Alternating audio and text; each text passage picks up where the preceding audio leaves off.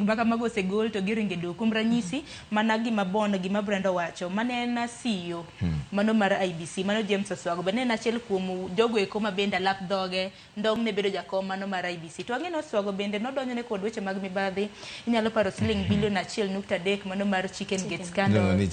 Chicken Gate mokwongo waler gimoro ka list ni sheria sani wacho ni shortlisting makama timore ng'ata mo apply kata be ni qualified or not igoli e list ni momiyo list ni magi ji te mano o apply for chair ok ni jogi are qualified shortlisting ni eneni is a publication of people who applied kata kinyo ntiere moko monge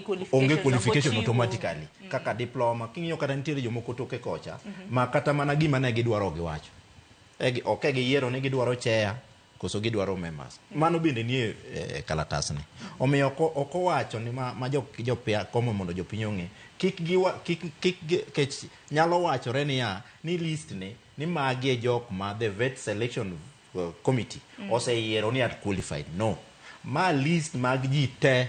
obed ni in ng'a obed ni in ng'a ka ng'a man to long as ni kelo barupi ne owuok e list ni bang'e no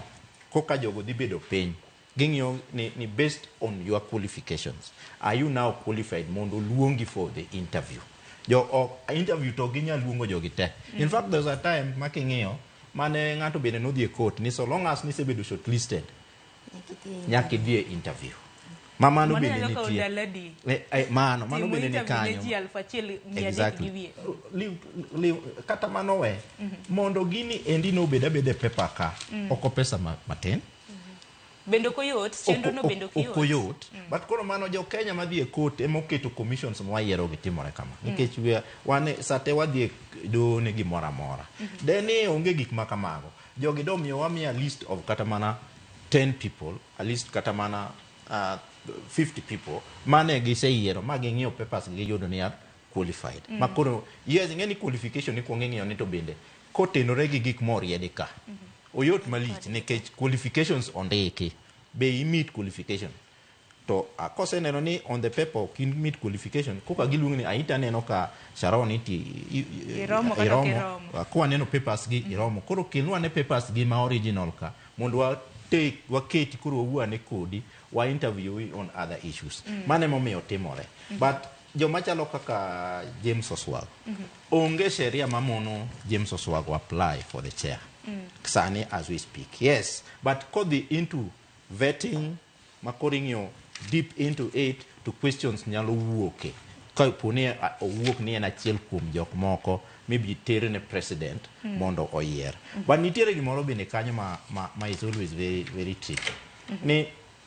bang' kosetim list ma jogi oro ni rais nikech rais gibro oro ni rais ji ochiko mondo rais oyier mano ka gisedadhogi kendo gibro oro ne ji ochiko manyiso ni gioro ni rais ji ochiko mar commission kendo gioro ni rais ji adek to list miya ji adek ni eto ok bikete ka eto ng'ama bro nene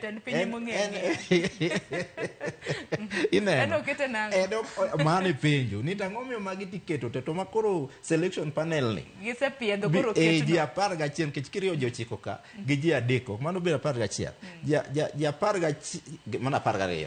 ok mano bedo ji 12 ji 12 ma gibro tero ne rais ni mondo oyiere ji 7 members gi ji ng'ata achiel chiane to kibineno list no to mane list makadwi adieri mane list ma jo Kenya onego ne kabisa ni mar yes interview dhi tim publicly to ng'at mane jogi tema dhi yombo nya paro king'iyo maduong' let his soul rest in peace sama no yiero Oswago no wachore mang'eny kabisa ni noko namba achiel interview